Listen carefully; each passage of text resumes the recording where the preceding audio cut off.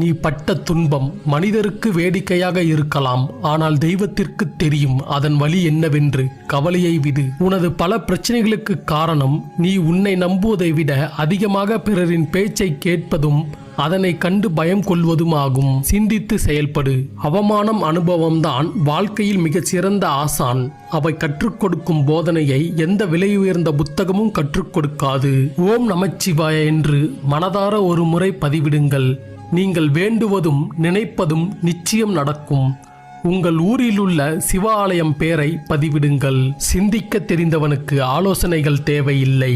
துன்பங்களை சந்திக்க தெரிந்தவனுக்கு வாழ்வில் தோல்வியே இல்லை. கஷ்டப்படுங்கள், கவலைகள் தீரும். ஆனால் கவலையாக இருக்காதீர்கள், ஒருபோதும் உங்கள் கஷ்டம் தீராது. வாழ்க்கையில் யாரையும் ஏமாற்றி ஜெயிக்கக்கூடாது, ஆனால் உங்களை ஏமாற்றியவர்களை ஜெயிக்காமல் விடக்கூடாது. நம் வாழ்க்கை அடுத்தவர் திரும்பி பார்க்கும் அளவிற்கு